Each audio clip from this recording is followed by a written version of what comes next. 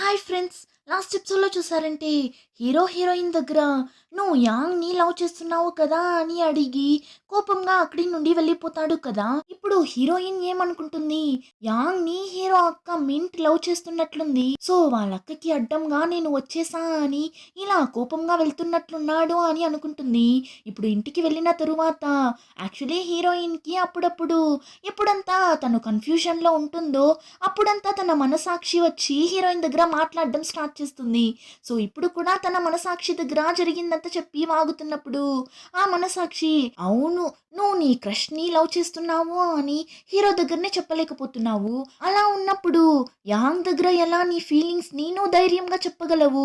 ఒకవేళ నువ్వు యాంగ్ ని లవ్ చేస్తున్న విషయాన్ని వాడు మింట్ ఇంకా యాంగ్ దగ్గర చెప్పేస్తే ఎలా అన్నప్పుడు హీరోయిన్ బెదిరిపోతుంది. అయ్యయ్యో అలా అంత చెప్పకు, యాంగ్ కి మాత్రం ఈ విషయం తెలిసింది అంటే వాడు నన్ను డైరెక్ట్ గానే రిజెక్ట్ చేసేస్తాడు అని తన మనసాక్షి దగ్గర ఫీల్ అవుతూ కూర్చోంటుంది. నెక్స్ట్ డే వాళ్ళ ఫ్రెండ్స్ దగ్గర కూడా చెప్పి వాగుతుంటుంది.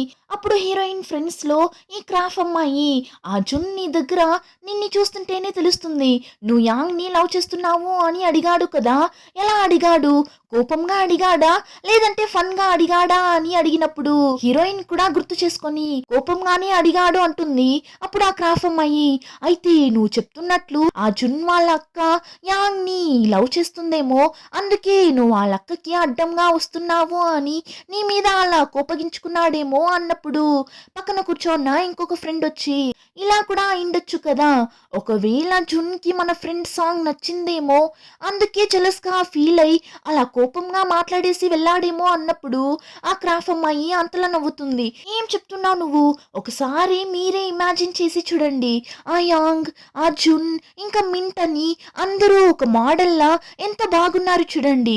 ఇప్పుడు అలానే మన సాంగ్ ని చూడు, దేవుడా ఎంత కాంట్రాస్ట్ గా ఉందని చూడు. సో ఖచ్చితంగా సాంగ్ ని వాడు లవ్ చేయడానికంత ఛాన్సే లేదు అన్నప్పుడు హీరోయిన్, చాలు మరీ ఇంతలా నన్ని అవమానించకే అని చెప్పి, సరే నేనెందుకు ఇలా వాగుతూ కూర్చోండడం, డైరెక్ట్ గా వాడిని మీట్ అయ్యి అడిగేద్దామని హీరోని మీట్ అయ్యి, నువ్వు నిన్న నా దగ్గర అడిగావు కదా నీకు యాంగ్ అంటే ఇష్టం కదా అని, ఎందుకు అలా అడిగావు?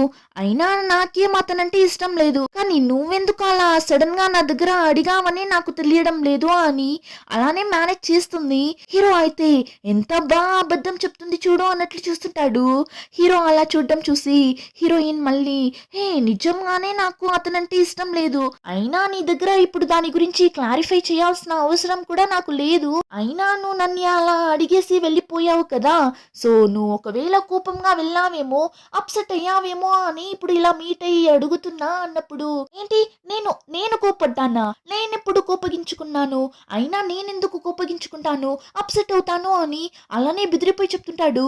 అప్పుడు హీరోయిన్, మరెందుకు నువ్వు ఏం మాట్లాడకుండానే వెళ్ళిపోయావు అని అడుగుతుంది. అది నాకు కడుపు అప్సెట్ గా ఉన్నింది అందుకే వెళ్ళిపోయాను, నీకే తెలుసు కదా ఆ రోజు కూడా నీ దగ్గర టిష్యూ అంతా అడిగాను, నాకు సడన్ గా బాత్రూమ్ వచ్చేస్తుంది అందుకే వెళ్ళిపోయాను అన్నప్పుడు హీరోయిన్, నీకు అలాంటి ఒక ప్రాబ్లం ఉంటే చేతిలో ఎప్పుడు టిష్యూ పెట్టుకోవాలి కదా, కానీ నువ్వెందుకు టిష్యూ నీ దగ్గర పెట్టుకోవడమే లేదు అని అడిగినప్పుడు హీరోకి ఇప్పుడు ఏం చెప్పాలో తెలియక, ఇందుకే నేను నీ దగ్గర ఫ్రెండ్ గా ఉండాలి అని ఆశపడుతున్నా, ఎంత స్మార్ట్ గా ఆలోచిస్తున్నావు చూడు, అలానే బాగా చదువుతావు కూడా, నీలాంటి బ్రిలియంట్ అయిన ఒక అమ్మాయి పక్కన కదా నేను ఉండాలి అన్నట్లు చెప్పగా హీరోయిన్ నవ్వుతూ, నువ్వు ఇలా ఉండడం వల్లనే నేను నీతో ఫ్రెండ్ గా ఉన్నాను, ఎంత సీరియస్ అయినా ఒక విషయం గురించి మాట్లాడుదామని వచ్చాను, కానీ అదంతా అసలు ఒక విషయమే కాదు అన్నట్లు చేశావు, నీ దగ్గర మాట్లాడితే అంతా ఈజీ అయిపోతుంది అన్నప్పుడు హీరోకి అంత ఖుషిగా ఉంటుంది.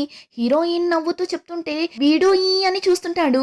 వాడు అలా నవ్వడం చూసి ఏమైంది అని హీరోయిన్ అడగ్గా, ఏం లేదు, అయితే నిజంగానే నీకు యాంగ్ అంటే ఇష్టం లేదా అని మళ్ళీ అడగ్గా, లేదు నువ్వే అలా అనుకున్నావు అంటుంది. అప్పుడు హీరో అవునా అని హీరోయిన్ ని చూస్తాడు, కానీ తన కళ్ళని చూస్తుంటేనే తెలుస్తుంది తనకి యాంగ్ అంటే ఇష్టం అని. సో ఇప్పుడు హీరో ఒక్క నిమిషం అని చెప్పి బయట వెళ్ళి, తనకి ఒక అబద్ధం కూడా కరెక్ట్ గా చెప్పడానికి రావడం లేదు కదా, నిజం చెప్పమన్నా చెప్పనంటుంది. అంతలా యాక్ట్ చేస్తుంది కదా అని హీరోయిన్ గురించి బయట నిల్చొని ఆలోచిస్తున్నప్పుడు లోపల హీరోయిన్ ని చూసారంటే తన మనసాక్షి దగ్గర మాట్లాడుతుంటుంది. తన మనసాక్షి హీరోయిన్ దగ్గర పర్లేదు, నువ్వు ముందు కన్నా ఇప్పుడు చాలా బాగా అబద్ధం చెప్పడం నేర్చుకున్నావు అన్నట్లు చెప్తుంటుంది. ఇంకా ఇక్కడ అలానే కట్ చేస్తే నెక్స్ట్ సీన్ లో యాంగ్ ని హీరో అక్క మింట్ ని చూపిస్తారు. వాళ్ళిద్దరూ వాళ్ళ ప్రాజెక్ట్ వర్క్ ని చేస్తుంటారు. అప్పుడు కొన్ని పేపర్స్ కింద పడిపోయింది అని మింట్ దాన్ని తీసుకుంటూ ఉన్నప్పుడు మింట్ తల అక్కడున్న టేబుల్ కి గుద్దుకునేస్తుంది. వెంటనే యాంగ్ మింట్ దగ్గరకు వెళ్ళి తల మీదంతా చేయి పెట్టి నీకేం కాలేదు కదా, నొప్పిగా ఉందా, నువ్వు దూరం జరుగు అని వాడే పేపర్స్ అంతా తీసి ఇస్తాడు. యాంగ్ తన మీద ఇంత కేరింగ్ గా ఉండడం చూస్తున్నప్పుడు మింట్ కి నువ్వు నా కళ్ళకి ఒక అమ్మాయిగా మాత్రమే కనిపిస్తున్నావు అని యాంగ్ చెప్పిన విషయం గుర్తొస్తుంది. యాంగ్ తనని లవ్ చేస్తున్నాడు అని మింట్ కి అర్థమై ఇప్పుడు యాంగ్ దగ్గర లేదు ఇదంతా సెట్ అవ్వదు అని చెప్పడానికి నోరు తెరుస్తుంది. కానీ అంతలో అక్కడికి వాళ్ళ జూనియర్స్ కొంతమంది వస్తారు. సో మింట్ కూడా సైలెంట్ అయిపోతుంది. ఇప్పుడు అందరూ మాట్లాడుతూ ఉన్నప్పుడు ఒక జూనియర్ అబ్బాయి మింట్ ని చూసి మింట్ నువ్వు నాకు జస్ట్ ఫ్రెండ్ గా అంతా వద్దు, అంతకు మించి కావాలి అన్నట్లు చెప్పగా అంతే ఆ మాట విని యాంగ్ అలానే షాక్ అయ్యి ఒక లుక్ ఇస్తుంటాడు. ఏం రా చెప్తున్నావు నువ్వు అన్నట్లు. ఆ టైం మింట్ ఏం చెప్తుంది, ఇక్కడ చూడండి రా, నా లైఫ్ లో బాయ్ ఫ్రెండ్ అన్న క్యారెక్టరే ఉండకూడదు అని అనుకుంటున్నా. నా లైఫ్ లో వచ్చే బాయ్స్ అందరూ నాకు జస్ట్ ఫ్రెండ్ గా మాత్రమే ఉంటే చాలు, అంతకు మించంతా వద్దురా బాబు అని మింట్ క్లియర్ గా చెప్పేస్తుంది. అదంతా విని యాంగ్ కి చాలానే బాధగా ఉంటుంది. సో అక్కడ కూర్చోలేక బయట వెళ్ళిపోతాడు. యాంగ్ అలా వెళ్ళడాన్ని మింట్ కూడా నోట్ చేస్తుంది. ఎంత ఉన్నా యాంగ్ మింట్ కి చాలా ఇయర్స్ నుండి ఫ్రెండ్ కదా. సో వాడు అలా ఫీల్ అవ్వడం చూస్తున్నప్పుడు మింట్ కి చాలానే బాధగా ఉంటుంది. సో బయట వెళ్ళి వాడి ముందు ఫన్నీగా డాన్స్ వేస్తుంటుంది యాంగ్ ని నవ్విపించాలి అని. కానీ వాడు నువ్వు జాగ్రత్తగా ఇంటికి వెళ్ళు, నేను వెళ్తున్నా అని అక్కడి నుండి వెళ్తున్నప్పుడు రే నువ్వు ఇలా బుంగమూతి పెట్టుకొని ఉంటే నీకు కాబోయే వైఫ్ కి నీ ఫేస్ నచ్చకుండానే పోతుంది, చూసుకో, అప్పుడప్పుడు కాస్త నవ్వురా అని వాడి భుజం మీద చేయి వేస్తుంది. కానీ వాడు మింట్ చేయిని దూరం తీసి ప్లీజ్ ఇలా అంతా చేయడం కాస్త స్టాప్ చేస్తావా, నేను వెళ్తున్నా అని ఒకలా రూడ్ గా చెప్పి అక్కడి నుండి వెళ్ళిపోతాడు. మింట్ కి అయితే యాంగ్ ఎందుకు ఇలా అంతా మాట్లాడుతున్నాడు అని బానే అర్థం అవుతుంది. అయినా కూడా ఏం చెప్పలేక సైలెంట్ గా నిల్చొని చూస్తుంటుంది. ఇంకా ఆ రోజు నైట్ అందరూ వాళ్ళ డ్రాయింగ్ గ్రూప్ లో మెసేజ్ చేస్తుంటారు. నెక్స్ట్ మీటింగ్ అప్పుడు ఏ థీమ్ లో డ్రెస్ వేసుకుందామని చాట్ చేస్తుంటారు. ఒక్కొక్కరు ఒక్కొక్క ఐడియా చెప్తుంటారు. కానీ హీరోయిన్ మాత్రం ఎలాంటి మెసేజ్ పెట్టడం లేదు, సైలెంట్ గానే ఉంటుంది. సో ఇప్పుడు అందరూ హే సాంగ్ ఏంటి నువ్వు సైలెంట్ గా ఉన్నావు, నీకు ఏమైనా ఐడియా ఉంటే చెప్పు అన్నట్లు మెసేజ్ చేయగా హీరోయిన్ అయ్యో ఇలా సడన్ గా నా దగ్గర అడుగుతున్నారేంటి, నేనేం చెప్పేది ఇప్పుడు అని వెంటనే హీరోకి సపరేట్ గా మెసేజ్ చేస్తుంది. నీతో కాస్త మాట్లాడాలి ఫ్రీనా అని. ఆ మెసేజ్ ని చూసిన వెంటనే హీరో వీడియో గేమ్ ఆడుతూ నింటాడు వాళ్ళ ఫ్రెండ్స్ తో కలిసి. అయినా అదంతా వదిలేసి వెంటనే హీరోయిన్ కి కాల్ చేసి మాట్లాడతాడు ఏం విషయం అని. హీరోయిన్ కూడా ఏం లేదు, నువ్వు గ్రూప్ చాట్ చూసావా లేదా, నా దగ్గర థీమ్ ఐడియా అడుగుతున్నారు, నాకేం చెప్పాలని తెలియడం లేదు, ఒకవేళ నేనేమైనా థీమ్ గురించి ఐడియా ఇచ్చి అది వాళ్ళకి నచ్చకపోతే ఎలా, ఆ తరువాత నా గురించి అందరూ ఏమనుకుంటారు చెప్పు అన్నట్లు చెప్పగా హీరో హే ఈ చిన్న విషయానికి ఎందుకు నువ్వు ఏమేమో ఆలోచిస్తున్నావు, ఇదంతా ఒక విషయమా, నచ్చలేదు అని చెప్పారు అంటే ఆ విషయాన్ని యాక్సెప్ట్ చేసి వేరొకటి చెప్పు అంతే కదా, ఇలా అన్నింటికి భయపడుతూనే ఉంటే ఏం చేయలేం, నువ్వు చాలా ఓవర్గా ఆలోచిస్తున్నావు తెలుసా, చిన్న విషయాలకంతా ఎందుకు ఇంతలా ఆలోచిస్తున్నావు అని అడిగినప్పుడు హీరోయిన్ కి అర్థమవుతుంది అవునవును కరెక్టే అని అనుకొని హీరో దగ్గర ఇందుకే నేను నీకు కాల్ చేశాను, ఇప్పుడు చూడు నాకు వచ్చిన ప్రాబ్లంని ఎంత ఈజీగా సాల్వ్ చేసేసావు, నువ్వు చాలానే సూపర్ అసలు అన్నట్లు హీరోని పొగడగా వాడికి అంత ఖుషిగా ఉంటుంది. ఇంకా హీరోయిన్ సరే నువ్వే ఒక థీమ్ చెప్పొచ్చు కదా అన్నప్పుడు వాడు కూడా ఆలోచించి మనమందరం ఏదైనా ఒక విషయాన్ని చేయాలి అంటే భయపడతాం కదా, కానీ ఆ విషయాన్ని ధైర్యంగా చేస్తే ఎలా ఉంటుంది, అలాంటి ఒక థీమ్ లో కాస్ట్యూమ్ వేసుకొని రావాలి అని చెప్పు, చాలానే డిఫరెంట్ గా ఉంటుంది, అందరికీ నచ్చుతుంది అన్నప్పుడు హీరోయిన్ కూడా సరే ఓకే చెప్తాను అని ఇప్పుడు గ్రూప్ లో హీరో చెప్పిన ఆ థీమ్ గురించి చెప్తుంది. అందరికీ నచ్చేస్తుంది. హే ఇది కొంచెం డిఫరెంట్ గా ఉంది అని అందరూ ఒక ఛాలెంజ్ లా తీసుకొని ఆ థీమ్ లానే డ్రెస్ వేసుకుందామని డిసైడ్ అవుతారు. ఆ రోజు కూడా వచ్చేస్తుంది. కానీ హీరోయిన్ మాత్రం ఎప్పటిలా నార్మల్ అయిన డ్రెస్ వేసుకుని వెళ్తుంది. కానీ మిగిలిన గర్ల్స్ సూపర్ గా అలానే హై హీల్స్ అంతా వేసుకుని వేసుకొని చాలానే మోడ్రన్‌గా రెడీ అయ్యి వచ్చింటారు. ఒకలా డిఫరెంట్‌గా వస్తారు. యాక్చువల్లీ వీళ్ళెప్పుడూ ఇలాంటి డ్రెస్‌ని వేసిండరు. కానీ ఇప్పుడు థీమే అలాంటిది కదా! మీరు ఎప్పుడూ చేయని ఒక విషయాన్ని చేయాలి అని. సో, అందరూ డిఫరెంట్‌గా రెడీ అయ్యి వచ్చింటారు.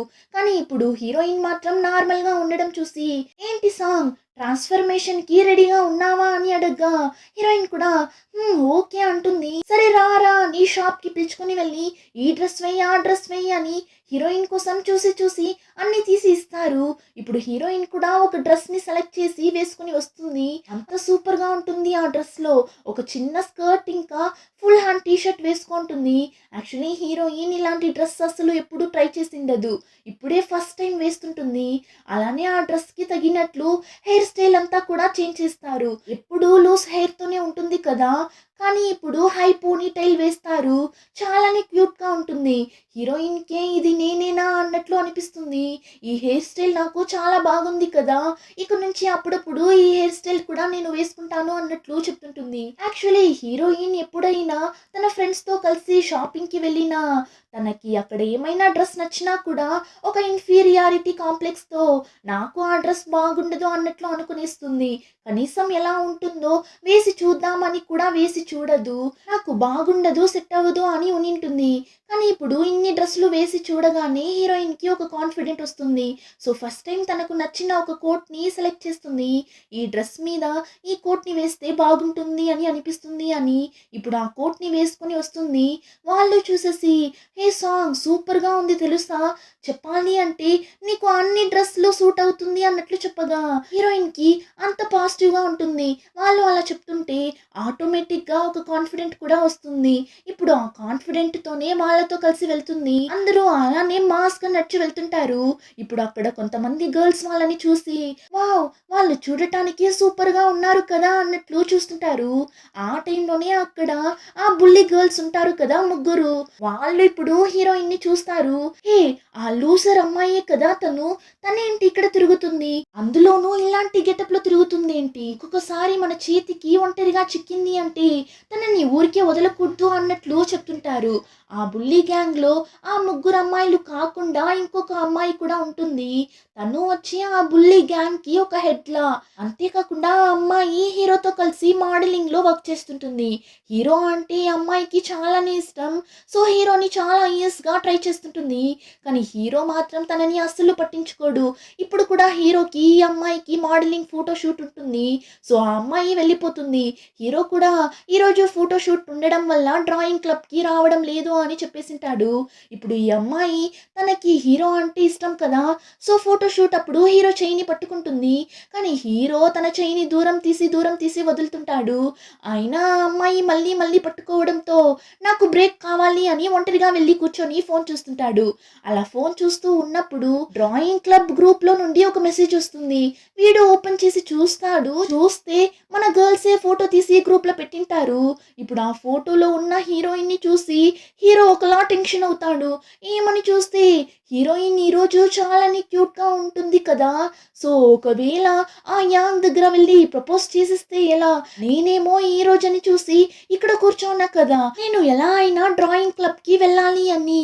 ఇప్పుడు వాడి ఫ్రెండ్స్ దగ్గర ఇంకా ఎన్ని డ్రెస్‌లకి నేను మోడలింగ్‌గా పోజ్ ఇవ్వాలి అని అడిగినప్పుడు, ఇంకా ఒక 5 డ్రెస్‌లకు పోజ్ ఇవ్వాలిరా అన్నప్పుడు హీరో సరే ఓకే. నేను ఒక 30 మినిట్స్‌లో మీకు కంప్లీట్ చేసి ఇస్తాను అని చెప్పి అప్పటి వరకు ఆ అమ్మాయి చేయి పట్టుకున్న దూరం తోసిన హీరో ఇప్పుడు చాలానే ప్రొఫెషనల్‌గా వాళ్ళు ఎలా చెప్తే అలా పోజ్ ఇస్తాడు.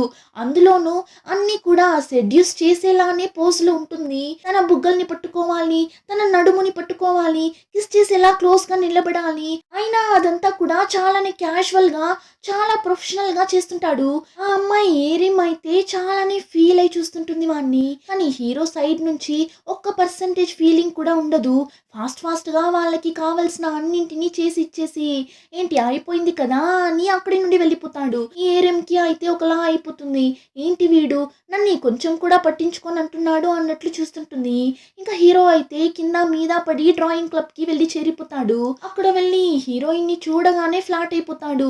ఏంటి ఇంత అందంగా ఉంది అన్నట్లు చూస్తుంటాడు. అలానే ఎపిసోడ్ కంప్లీట్ అవుతుంది. రిమైనింగ్ స్టోరీని నెక్స్ట్ ఎపిసోడ్‌లో చూద్దాం.